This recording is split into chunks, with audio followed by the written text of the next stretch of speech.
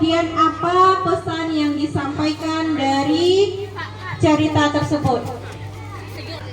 Simpan suaranya. Nah, baik, Ibu akan bacakan sebuah cerita yang berasal dari negeri Melayu, Indragiri Hilir, Provinsi Riau. Ini merupakan cerita rakyat yang berjudul Batu Belah Batu Betangkup. Pada zaman dahulu, di sebuah dusun di Indragiri Hilir, hiduplah seorang janda bernama Mak Minah dengan ketiga orang anaknya. Anak yang pertama bernama Diang, seorang wanita. Sementara dua orang yang lain adalah laki-laki yang masing-masing bernama Utuh dan Ucin. Untuk memenuhi kebutuhan hidup ketiga anaknya, Mak Minah harus selalu bekerja. Pekerjaan Mak Minah adalah berjualan kayu bakar ke pasar. Ketiga anak Mak Minah sangat nakal. Mereka tidak mau mendengarkan nasihat Mak Minah. Ketiganya kerap membantah perintah dari ibunya. Mereka hanya suka bermain-main saja, bahkan hingga larut malam. Mak Minah sering merasa sedih dengan kelakuan anak-anaknya. Ia sering mendoakan anak-anaknya agar sadar dan mau menghormati orang tuanya. Pada keesokan harinya, Mak Minah menyiapkan banyak makanan untuk anak-anaknya. Setelah itu, ia pergi ke sungai dan mendekati sebuah batu sambil berbicara. Batu tersebut juga bisa membuka lalu menutup kembali, layaknya seekor kera. Orang-orang sering menyebutnya dengan batu betangkup. Wahai batu betangkup, telanlah saya tak sanggup lagi hidup dengan ketiga anak saya yang tidak pernah menghormati orang tuanya, kata Mak Minah. Batu betangkup kemudian menelan tubuh Mak Minah, hingga yang tertinggal dari tubuh Mak Minah sebagian rambutnya saja. Menjelang sore hari, ketiga anaknya mulai merasa heran. Mereka sejak pagi tidak menjumpai emak mereka. Akan tetapi, karena makanan yang ada cukup banyak, mereka akhirnya cuma makan lalu bermain-main kembali. Setelah hari kedua, makanan pun mulai habis. Anak-anak Mak Minah mulai kebingungan dan merasa lapar. Sampai malam, mereka kebingungan mencari emaknya. Barulah pada keesokan harinya, setelah mereka pergi ke tepi sungai, mereka menemukan ujung rambut Mak Minah yang terurai di telan batu betangkup.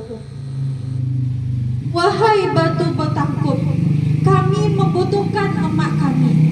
Tolong keluarkan emak kami dari perutmu, ratap mereka. Tidak, kalian hanya membutuhkan emak saat kalian lapar.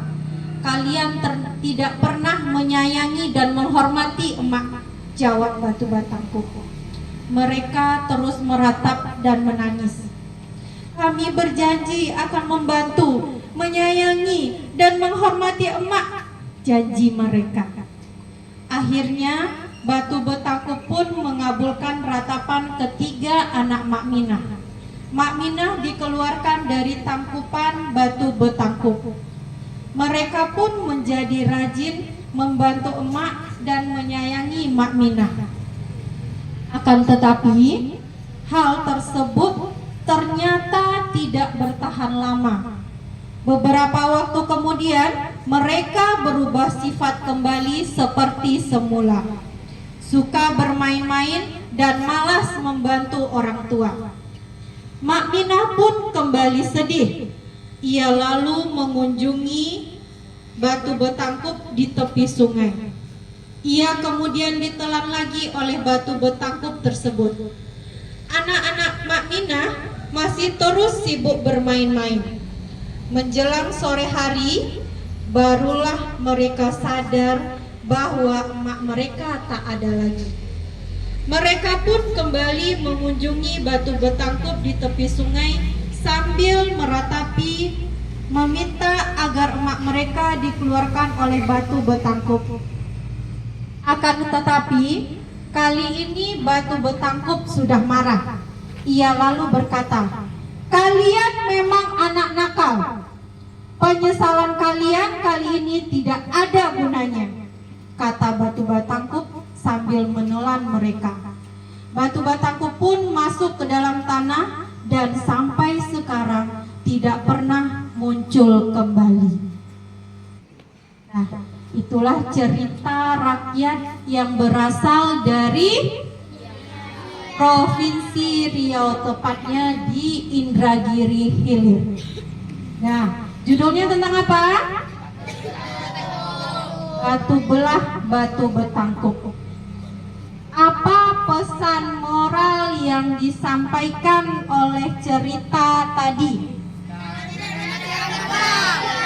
Bagus, tidak boleh durhaka kepada